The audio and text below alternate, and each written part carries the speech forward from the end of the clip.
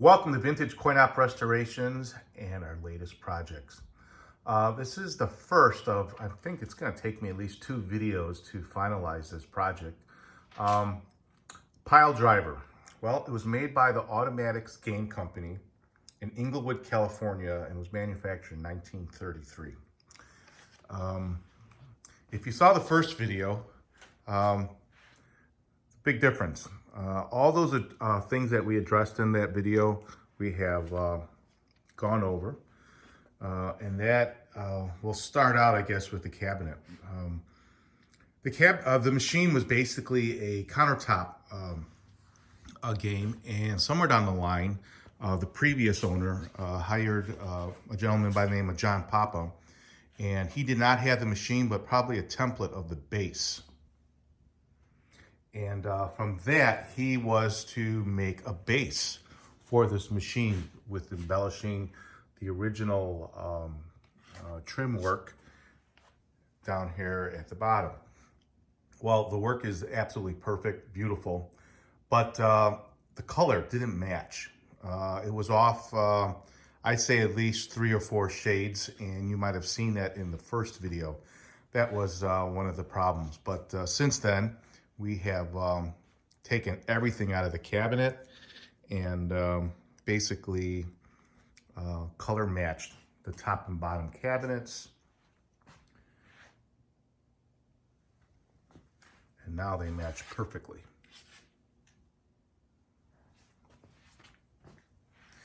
And if you recall, also we had some big cracks in the cabinet here.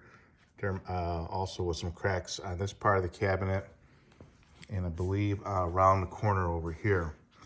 And the cabinet itself, for the time, was made out of horsehide glue and just kind of wibbly wobbly.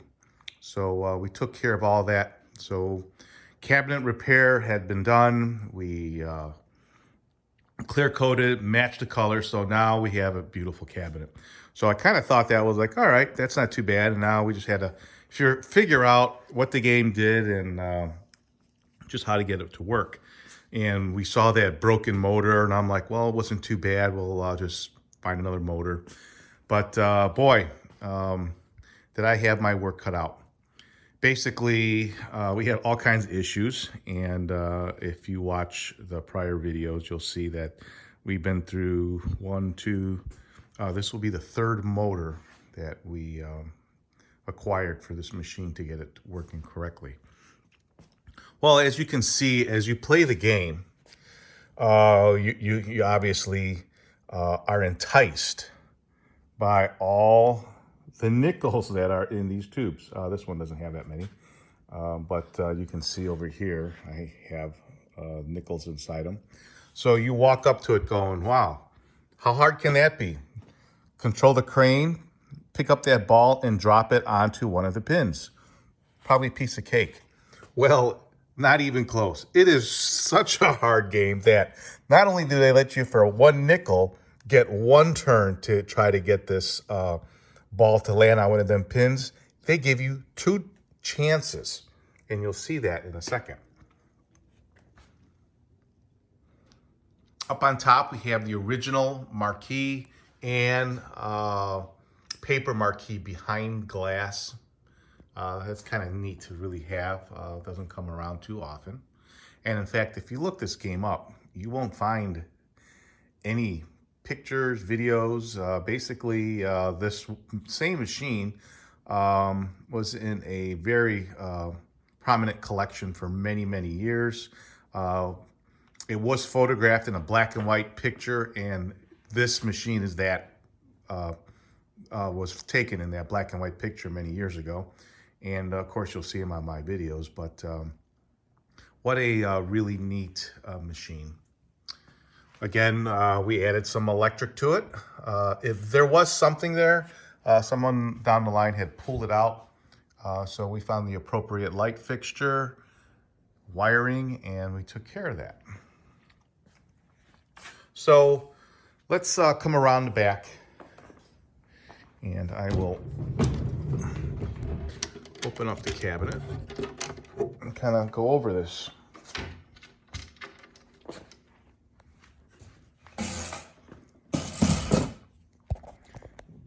light into the situation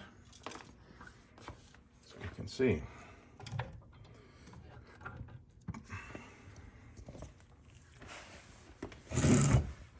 As you can see, we have a new gear motor.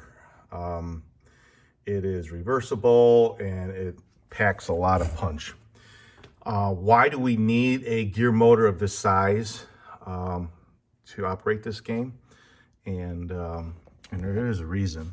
It's because of the mechanism itself. It needs a lot of power, and it needs that power to reset.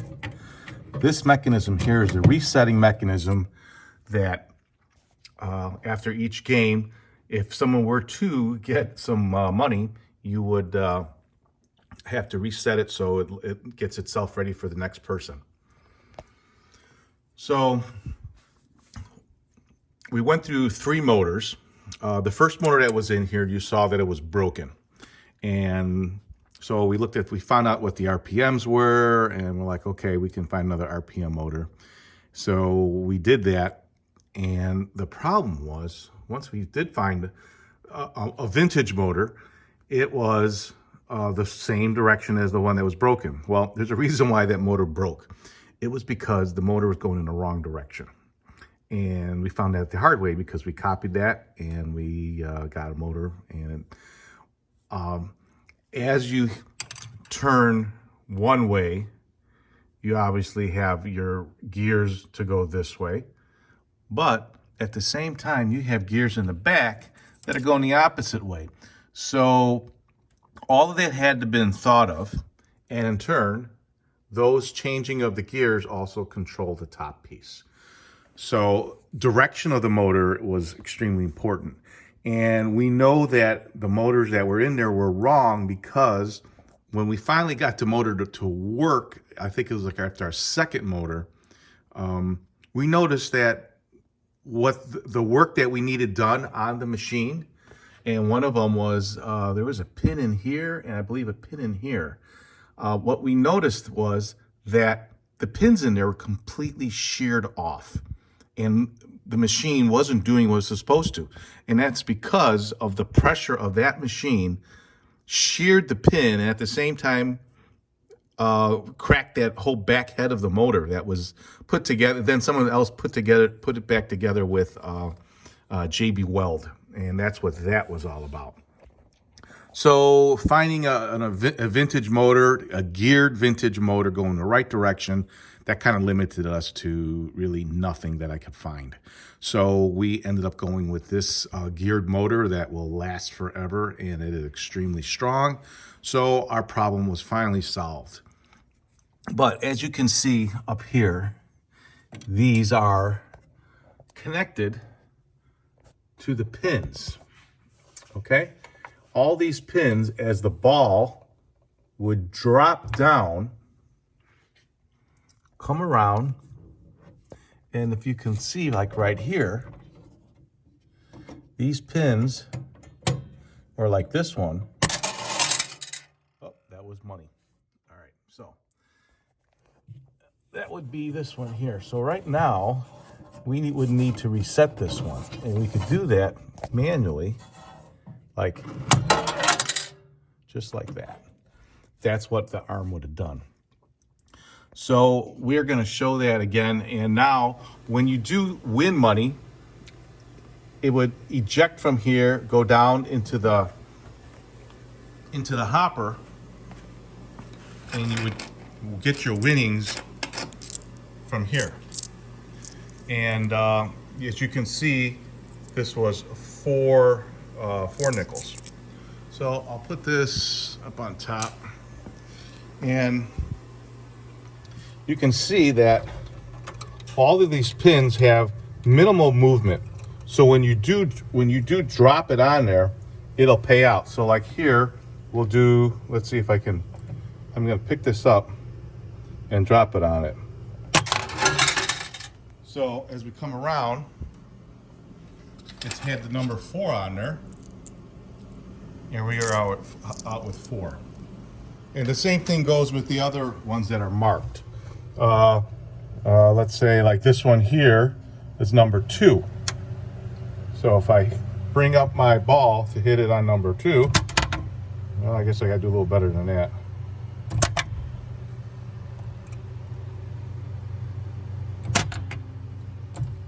Let's try a different one. Well, whatever the case is, if the ball hits it, oh, we're not in the reset mode. So that's one of the things I was telling you. These have to come around, lock, and then you come around to the 2, and here you'll get your 2 nickels. So how hard is it for that ball to land on that?